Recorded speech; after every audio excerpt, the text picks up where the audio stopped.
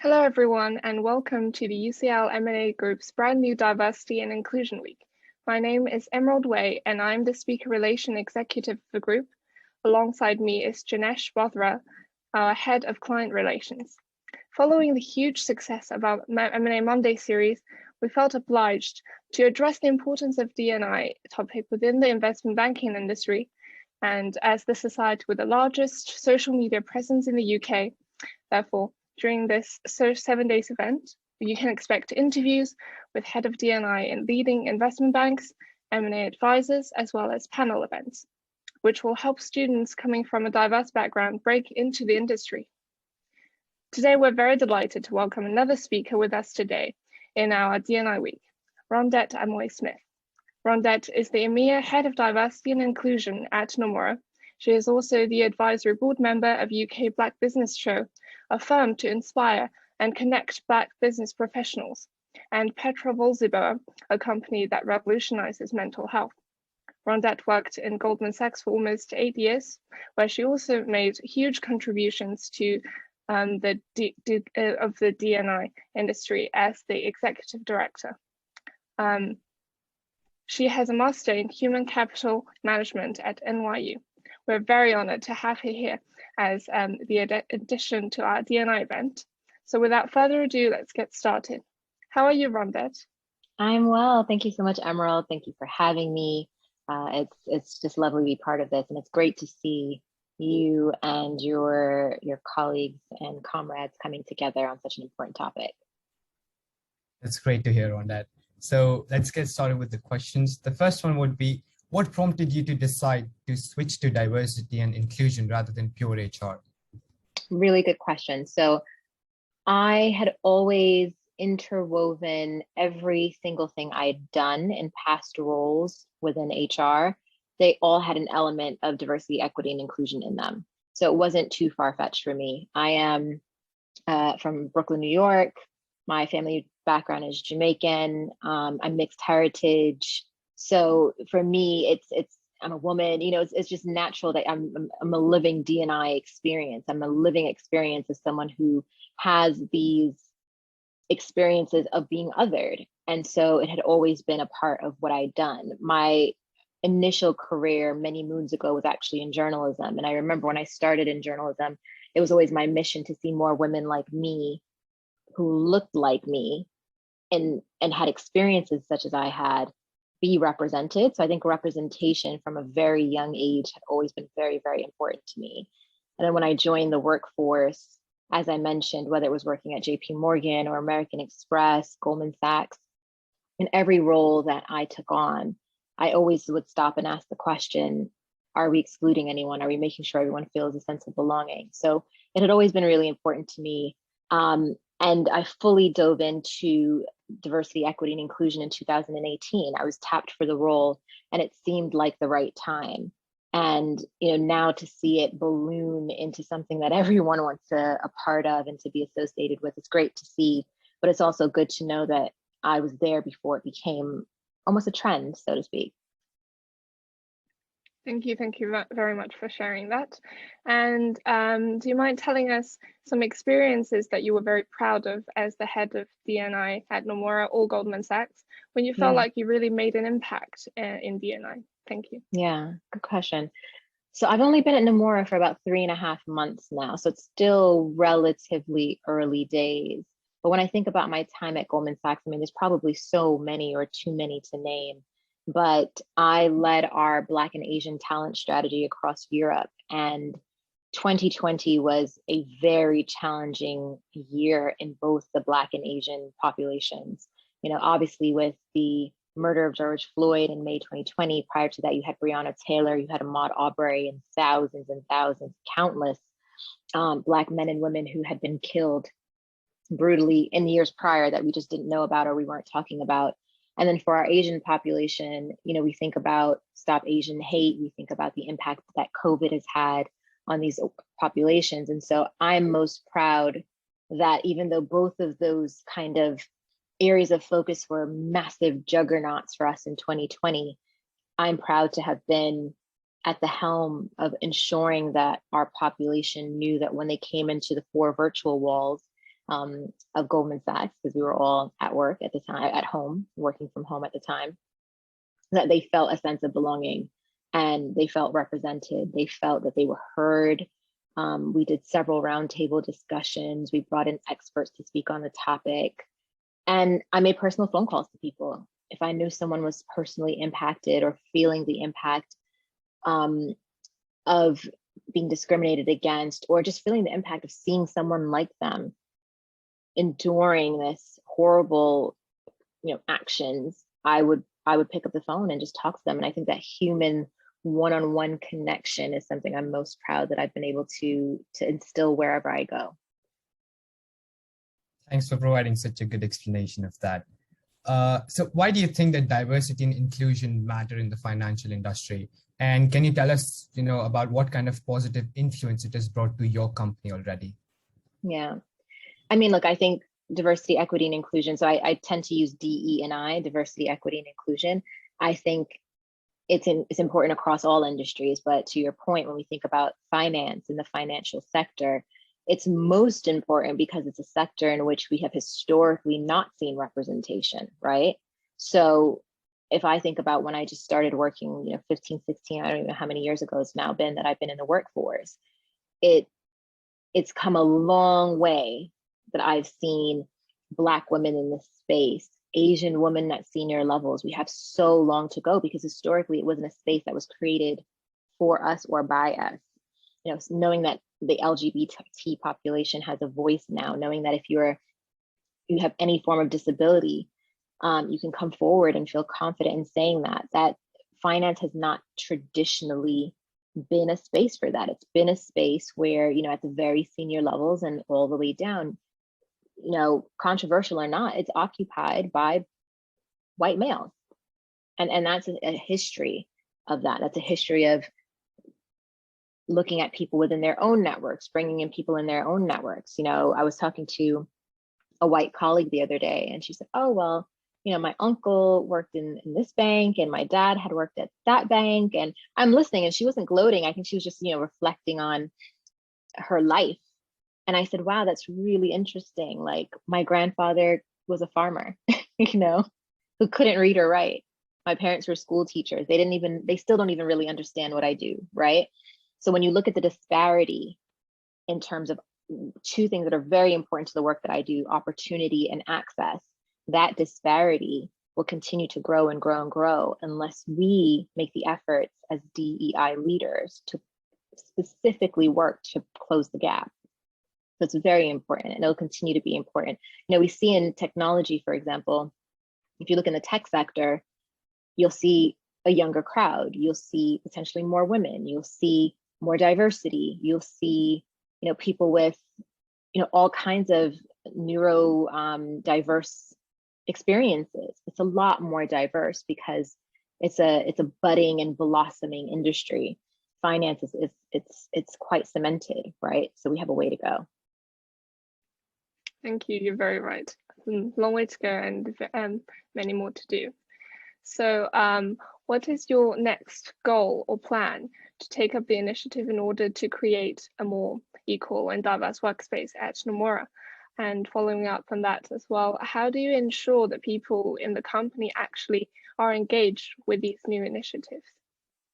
Yeah, I think there's a lot that I have, top of mind. As I mentioned, I only came in 3.5 months ago. So I think one of the keys coming into any new organization is listening. So it's listening, doing your research. It's really understanding what currently exists and what we should continue with versus what we should put a pause on. I would love to see us move in a direction where we become an employer of choice. So whereas the name Goldman Sachs and JP Morgan, they're juggernauts. I've worked at both. And so those are organizations that no matter where you are in the world, chances are people know who they are. They might not know exactly what they do, but you would have heard the name because the brand is recognizable. Nomura is a Japanese investment a bank, and they have global presence. And I would love from a DEI perspective for us to really catapult ourselves in the space of being a proper employer of choice, where people can look and say, wow, I see someone who's LGBT and has come out and shared their story, someone who's an ally, someone who has autism but works through it, someone who may be hard of hearing, someone who has a transgender relative, someone who is transgendered themselves, a Black woman in a senior position, an Asian male in a senior position. That's not technology, because that's the stereotype, right? I want to continue to have us share this amazing stories of the people who are internal externally, because without us sharing the story, people who would even dream of having a job there but can't see themselves there are going to probably go elsewhere, right? So you can only be what you can see. And so one of my massive goals, is to really start to share our stories, position us as an employer of choice, whether it's using social media more, because we're quite reserved on social media. There's room for growth. So that's from an external perspective. I think from an internal perspective, my role hasn't been occupied in 18 months. So prior to me joining the firm in March, there'd been no one in the seat for a year and a half. And that in itself, presents a challenge, because there was no one there to kind of be an expert in the DEI space and lend guidance and expertise. And we have a very, very, very just enthusiastic and keen group of individuals through our employee networks who are just so excited to get things done. And I think now is the time with me in the seat is it's level setting and really understanding should our networks be working on, what sits with myself and my team. And it's really about level setting. So those are my two goals, kind of internally and externally. Thank you for that. I really hope you achieve your goals. Thank you, me too. So, in one of the interviews that you conducted last year, you talked about the importance of mental health, particularly in the times of COVID. So what initiatives have you undertaken to ensure that, the mental health of the community at Nomura is supported? Yeah, so this doesn't necessarily sit with my team. This is with the wellness team. So the wellness team looks after mental health specifically. However, I sit on the mental health awareness forum, so I could speak a bit to that. Look, I think the organization has been fantastic. We have a recurring series called the Celebrity Masterclass Series, where we have brought in celebrities to come in and share their experiences. And it takes place in a few different formats. So for example, in March, we had Fern Cotton come in, and she spoke about anxiety and how she's dealt with anxiety and depression in the past. And the format she took was more kind of like a letter to herself, and she shared that with our employees. I think it might have been April or May, maybe it was May, we had Tom Daly, the Olympic swimmer, come in, the diver come in and talk about his experience with mental health. And actually this coming Tuesday, I'll be interviewing Reggie Yates, and he'll be talking about his experiences as well. And so I think, look, there's so much that we're doing, and I can't really rattle off all of them. There's so many great things. There's different trainings, there's different opportunities, there's open office hours. Through our benefits options, we have for people to have counseling if they want to opt into counseling, and there's a whole counseling network.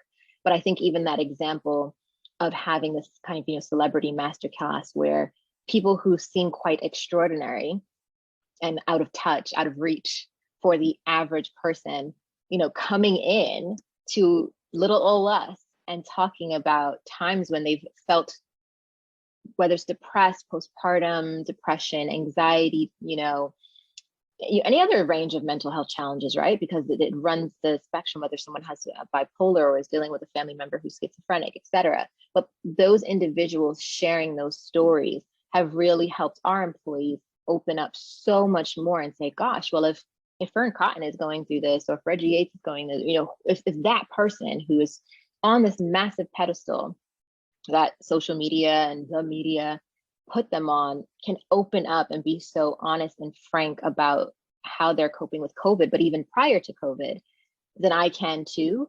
And I think that humanizing effort of really showing that we all have something going on and sharing their coping mechanisms is, I think, what's been very unique about my time here at Nomura.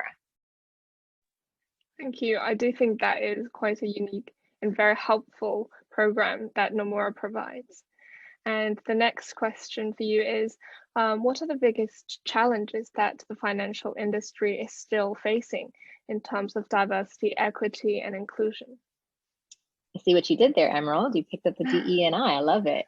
I and this is across industry. I think the biggest hurdle and the biggest challenge is history. It's history and tradition.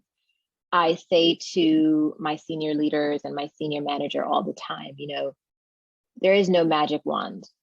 I think people expect to hire a head of DEI, and it's like, oh, boom, the person's here. They're going to change everything. We're magically going to become the most diverse place, and everyone's going to be super happy, and no one's ever going to feel sexism or racism or homophobia. It's not realistic. That is not realistic. Doing that, doing this DEI work is like pushing a cruise ship with your pinky finger. It takes time. It's a massive effort. The other thing is I find a lot of organizations, and this is even outside of finance, they have fallen into this trap, I think, of putting people in DEI roles simply because they fit a representation of what they think DEI is, and not because the individual is an expert in the space or passionate about the space or knowledgeable in the space. So I think after George Floyd, we saw so many organizations kind of just look within their teams and say, oh, Black man, Black woman, Asian woman, oh, you're gay? Okay, cool. You come and be the head of DNI. And it's like, whoa, because it's a lived experience, that doesn't mean that either the person wants to do it, has the knowledge in terms of how to do it, is well educated, well versed in it. And I think a lot of organizations, even the next 8 to 10, 12 months, will start to see that that was a major fault and a major crack. And I'm extremely blessed that Nomura particularly has taken this role so seriously to say, no, we need an expert in this space. So I think that's a huge issue in finance and across various industries is the placing of anyone quickly into the seat to fill the gap. It's, I think about it this way. It would be like if someone tapped me and said, oh, do you want to go teach a 5th grade class? Science? Why me? Oh, well, you were a kid once. You were a student, so you must know how to do this. Your parents are school teachers. Would we ever do that?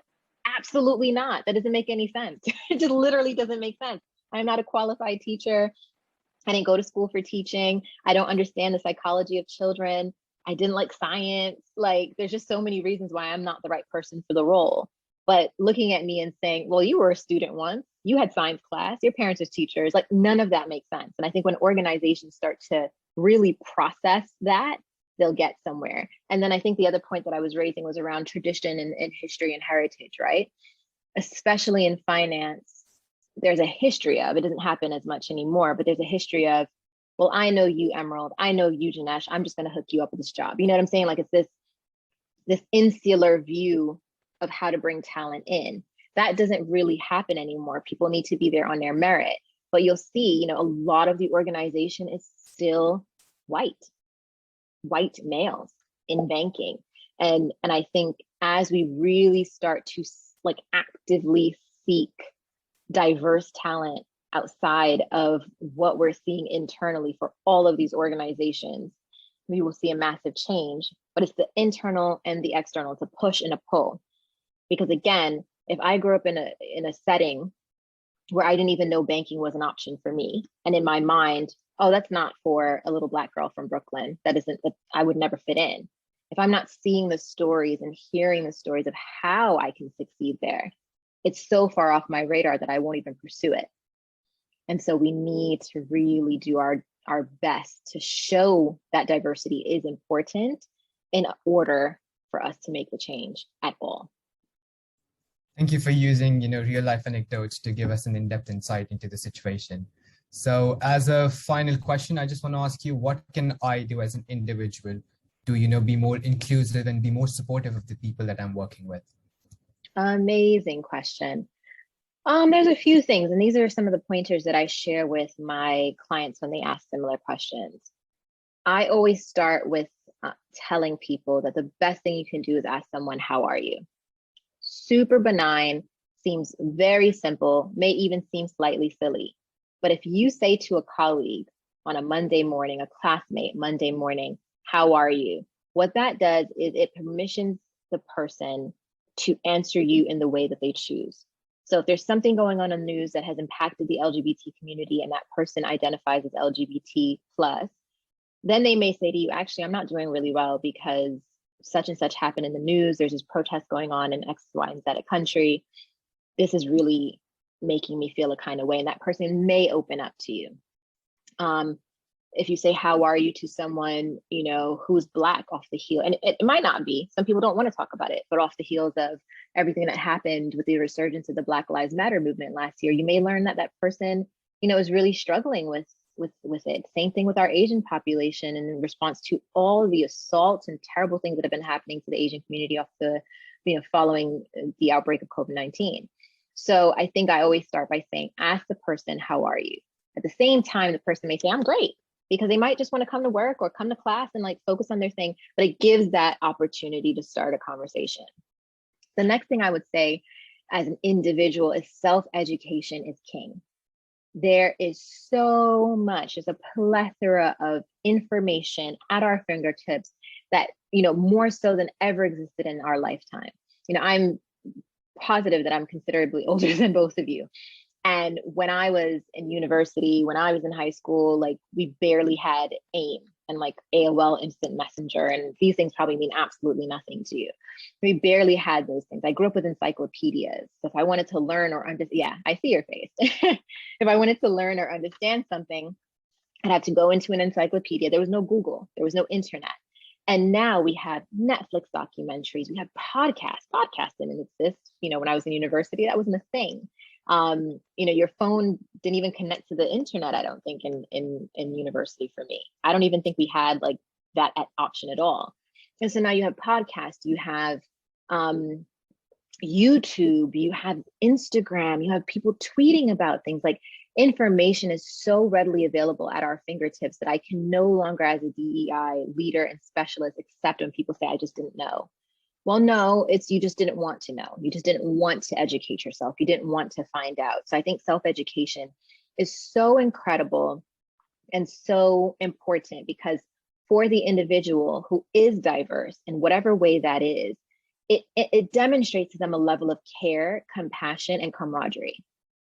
I love analogies, so I'll give one more, but I always give this analogy. If you go to Greece, and you like a dish from Greece. If you go to Mexico, you like a dish from there. If you go to Jamaica, where I'm from, and you like a dish from there. You go to, you know, South Africa, you go to Ethiopia, you go to Vietnam, where I also love. You go to Hong Kong, where I used to live. You go to any of these countries and you find a dish. You go to India and you taste a particular meal and you're like, ooh, I loved that. Like I loved that curry, or I loved that pho, or whatever it is. You come back home, wherever home is, and you just keep thinking about this dish and you're like, it's so delicious, it's so delicious. You're not gonna go down your block or in your neighborhood and find your Greek neighbor or your Mexican neighbor or your Vietnamese neighbor, knock on their door and say, can you make that for me? I went on vacation, I liked it, make it.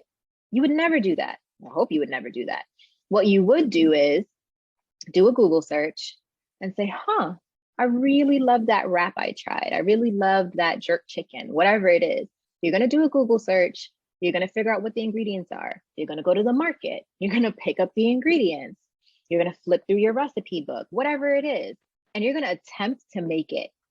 And I promise you, it's not going to be perfect, because it is not native to you. It is not your experience. So it's not going to be perfect. It may be good, but it's not going to be authentic.